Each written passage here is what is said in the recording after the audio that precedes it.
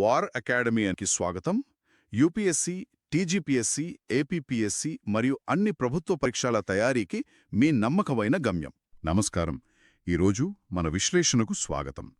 భారత రాజ్యాంగానికి సంబంధించిన కొన్ని కీలకమైన ప్రశ్నలను మనం పరిశీలించబోతున్నాం. ఇదొక క్విజ్ లాంటి సంభాషణ అన్నమాట. నేను ప్రశ్నలు అడుగుతాను, మన నిపుణుడు సరైన సమాధానం ఏమిటో, ఇంకా ముఖ్యంగా అది ఎందుకు సరైనదో వివరిస్తారు. ఈ చర్చ ద్వారా రాజ్యాంగంలోని కొన్ని ముఖ్యమైన సూత్రాలను సులభంగా అర్థం చేసుకుందాం. సరే, మొదలు పెడదామా? తప్పకుండా. ఇది చాలా ఆసక్తికరంగా ఉండబోతోంది. ప్రశ్నల ద్వారా నేర్చుకోవడం ఎప్పుడూ ప్రభావవంతంగా ఉంటుంది కదా? ఖచ్చితంగా. సరే, మన మొదటి ప్రశ్న. భారత రాజ్యాంగంలోని ఏ విభాగాన్ని తరచుగా అంతరాత్మ అని పిలుస్తారు? మీ ఐచ్ఛికాలు ఇవి: 1 యూనియన్ మరియు దాని భూభాగం, 2 ఆదేశిక సూత్రాలు, 3 ప్రాథమిక విధులు, 4 ప్రాథమిక హక్కులు. దీనికి సరైన సమాధానం ఐచ్ఛికం 4 ప్రాథమిక హక్కులు. ప్రాథమిక హక్కులు. ఎందుకని వాటిని అంతరాత్మ అంటారు? ఎందుకంటే స్వయంగా డాక్టర్ బిఆర్ అంబేడ్కర్ గారే వీటిని రాజ్యాంగపు ఆత్మ మరియు ప్రజాస్వామ్య సమాజానికి పునాది అని వర్ణించారు.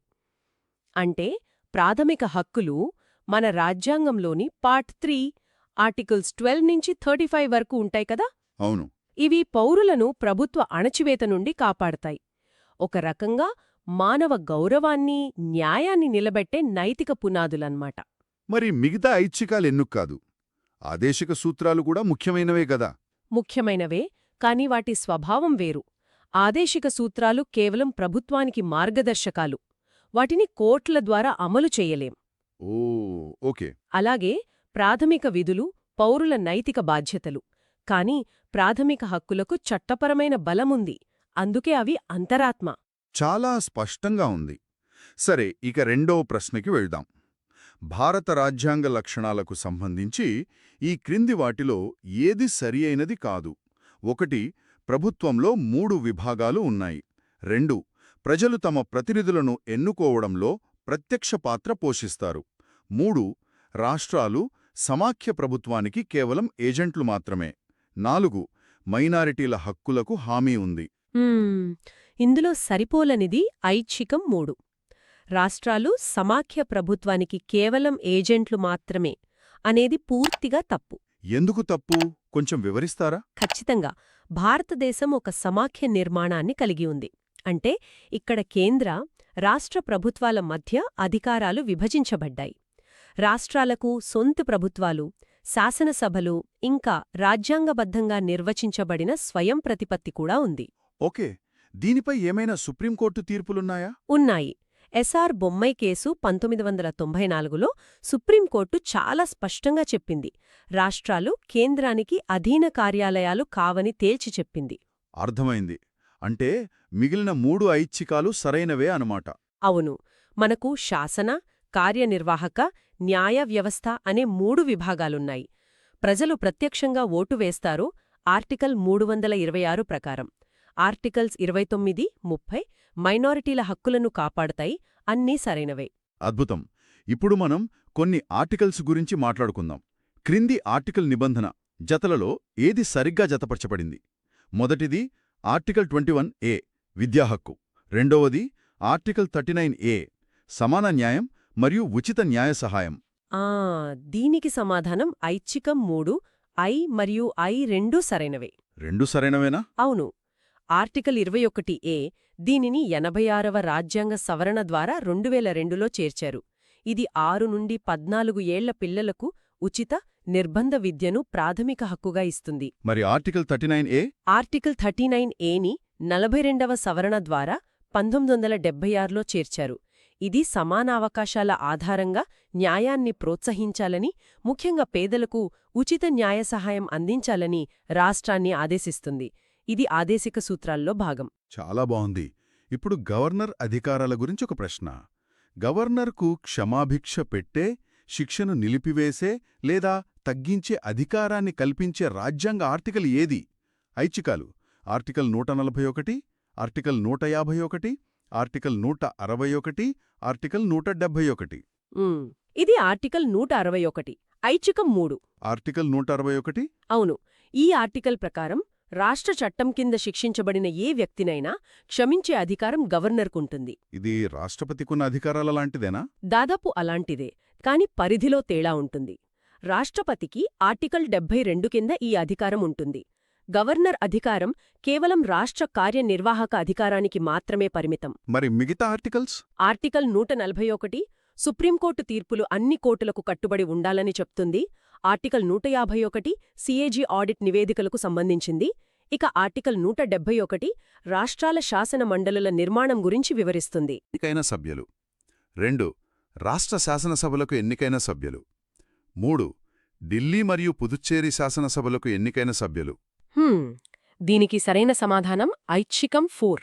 అంటే ఐ మరియు 3 అన్నీ సరైనవే. అన్నీనా? అవును, అన్నీ. ఆర్టికల్ 54 ప్రకారం రాష్ట్రపతి ఎన్నికల ఎలక్టోరల్ కాలేజీలో వీరందరూ ఉంటారు. అంటే లోక్సభ, రాజ్యసభ ఎంపీలు, అన్ని రాష్ట్రాల ఎమ్మెల్యేలు. అవును, కాని ఒక ముఖ్యమైన విషయం, కేవలం ఎన్నికైన సభ్యులు మాత్రమే. అంటే నామినేటెడ్ సభ్యులు పాల్గొనరన్నమాట. సరిగ్గా చెప్పారు. నామినేటెడ్ సభ్యులకు ఈ ఎన్నికలలో ఓటు హక్కు ఉండదు.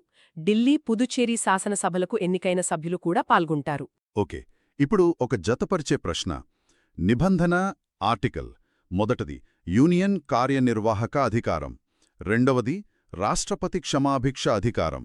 మూడవది పార్లమెంటు సభ్యుల జీతభత్యాలు. వీటికి సరైన ఆర్టికల్స్ ఏవి? సరే, చూద్దాం. యూనియన్ కార్యనిర్వాహక అధికారం, అది ఆర్టికల్ 52 మరియు 53లో ఉంటుంది. రాష్ట్రపతి క్షమాభిక్ష అధికారం మనమిందాకే అనుకున్నాం, ఆర్టికల్ 72. అవును. ఇక పార్లమెంట్ సభ్యుల జీతభత్యాలు, అది ఆర్టికల్ 106 ద్వారా నియంత్రించబడతాయి. అంటే సరైన జత ఐకి 52, ఐకి 72, ఐకి 106. నిజానికి ఆర్టికల్ 52 భారతదేశానికి ఒక రాష్ట్రపతి ఉంటారని చెబుతుంది. కాబట్టి యూనియన్ ఎగ్జిక్యూటివ్కు అది సరైనదే. సో మీ ఐచ్ఛికాల ప్రకారం సరైన క్రమం అదే. చాలా బాగుంది. ఇప్పుడు యూనియన్ ఎగ్జిక్యూటివ్లో ఎవరు ఉంటారు, ఎవరు ఉండరు అనేదానిపై ఒక ప్రశ్న. ఈ క్రింది వారిలో యూనియన్ కార్యనిర్వాహక వర్గంలో భాగం కానిది ఎవరు? ఐచ్ఛికాలు: రాష్ట్రపతి, ఉపరాష్ట్రపతి, ప్రధానమంత్రి మరియు భారత్ సొలిసిటర్ జనరల్. దీనికి సమాధానం ఐచ్ఛికం 4, భారత సొలిసిటర్ జనరల్. ఓహ్, ఇది కొంచెం ఆశ్చర్యంగా ఉంది, ఎందుకంటే ఆయన కూడా ప్రభుత్వ న్యాయవాదే తదా. అవును, కాని రాజ్యాంగబద్ధంగా తేడా ఉంది. ఆర్టికల్స్ 52 నుండి 78 వరకు యూనియన్ ఎగ్జిక్యూటివ్ను నిర్వచిస్తాయి. అందులో రాష్ట్రపతి, ఉపరాష్ట్రపతి, ప్రధాని, మంత్రిమండలి ఇంకా అటార్నీ జనరల్ ఆఫ్ ఇండియా ఉంటారు. అటార్నీ జనరల్ ఉంటారు, కానీ సొలిసిటర్ జనరల్ ఉండరా? ఉండరు. సొలిసిటర్ జనరల్ దేశంలో 2వ అత్యున్నత న్యాయాధికారి, కానీ రాజ్యాంగంలో ఆయన పదవి ప్రస్తావన లేదు. ఆర్టికల్ 76 ప్రకారం అటార్నీ జనరల్ మాత్రమే రాజ్యాంగబద్ధంగా ఎగ్జిక్యూటివ్లో భాగం. చాలా సూక్ష్మమైన తేడా. మంచిది. ఇప్పుడు న్యాయ వ్యవస్థ వైపు వద్దాం. భారత రాజ్యాంగంలోని ఏ ఆర్టికల్ సుప్రీంకోర్టు ఏర్పాటు మరియు రాజ్యాంగానికి సంబంధించింది? ఆర్టికల్ 18, 124, 132, 136. సమాధానం చాలా సూటిగా ఉంటుంది. ఐచ్ఛికం 2, ఆర్టికల్ 124. ఆర్టికల్ 124. అవును, భారతదేశానికి ఒక సుప్రీంకోర్టు ఉంటుంది అని ఈ ఆర్టికల్ స్పష్టంగా మొదలవుతుంది.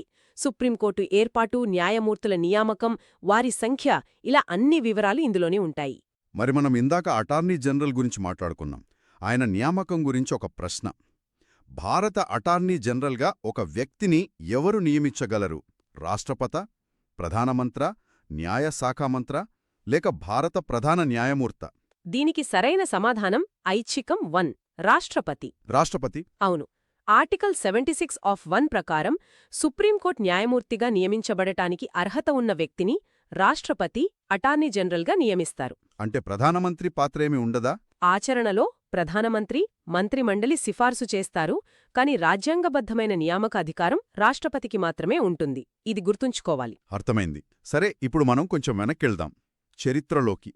భారతదేశంలో స్థానిక ప్రభుత్వ సంస్థలను సృష్టించడంలో చొరవ తీసుకున్నది ఎవరు? Lord Ripon, Lord Cornwallis, Lord Lytton, Lord Wellesley? దీనికి సమాధానం లార్డ్ రిపన్, ఐచ్ఛికం 1. Lord Ripon. అందుకే ఆయన్ని భారతదేశంలో స్థానిక స్వపరిపాలన పితామహుడు అని పిలుస్తారు. అవును పై ఒక తీర్మానాన్ని జారీ చేశారు. దాని ద్వారా స్థానిక బోర్డులను విస్తరించి ఎన్నికైన సభ్యులను ప్రవేశపెట్టారు. అదే ప్రజాస్వామ్య వికేంద్రీకరణకు నాంది పలికింది. ఇది బ్రిటిష్ కాలంలో జరిగింది. మరి స్వాతంత్ర్యం వచ్చాక ఈ స్థానిక ప్రభుత్వానికి రాజ్యాంగ హోదా ఎప్పుడొచ్చింది?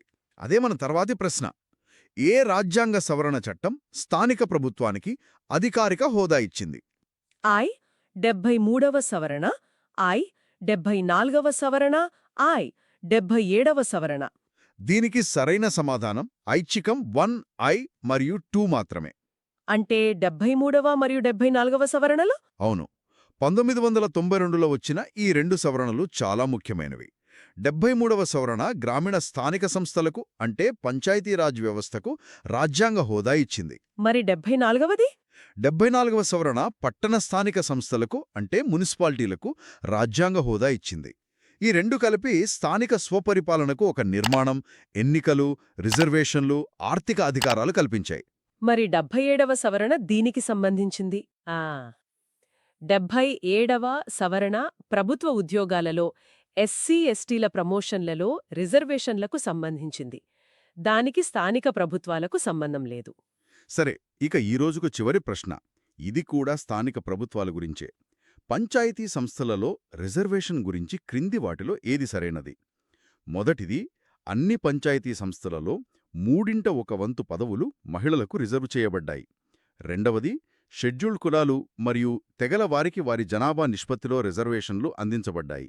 దీనికి సరైన సమాధానం ఐచ్ఛికం 3. ఐ మరియు ఐ రెండూ సరైనవే. రెండూ సరైనవేనా? అవును, 2. ఆర్టికల్ 243D ప్రకారం ఈ 2 నిబంధనలు వాస్తవమే. ఆర్టికల్ 243D3 మహిళలకు 1/3 రిజర్వేషన్లు కల్పిస్తుంది. అలాగే 243D1 ప్రకారం ప్రతి పంచాయతీలో ఎస్సీ ఎస్టీ జనాభా నిష్పత్తికి అనుగుణంగా సీట్లను రిజర్వ్ చేయాలి.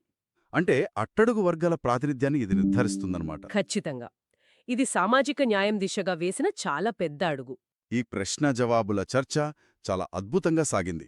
రాజ్యాంగంలోని ప్రాథమిక హక్కుల నుండి కార్యనిర్వాహక వర్గం, స్థానిక ప్రభుత్వాల ప్రాముఖ్యత వరకు మనం చాలా ముఖ్యమైన విషయాలను స్పృశించాం. ఈ విశ్లేషణ రాజ్యాంగం యొక్క సారాంశాన్ని అర్థం చేసుకోవడానికి సహాయపడిందని ఆశిస్తున్నాను. ఖచ్చితంగా. ముగించే ముందు శ్రోతల కోసం ఒక చిన్న ఆలోచన. ఈరోజు మనం చర్చించుకున్న ఈ రాజ్యాంగ నిబంధనలు కేవలం కాగితంపై ఉన్న అక్షరాలు కాదు. అవి మన ప్రజాస్వామ్యానికి జీవనాధారం. మనం ఆలోచించాల్సిన విషయమేమిటంటే, ఈ నిబంధనలు ఆచరణలో ఎంతవరకు అమలు చేయబడుతున్నాయి, ఇంకా మారుతున్న కాలానికి అనుగుణంగా మన రాజ్యాంగం యొక్క స్ఫూర్తిని మనం ఎలా సజీవంగా ఉంచుకోవాలి. ఈ ఆలోచనతో ఈ చర్చను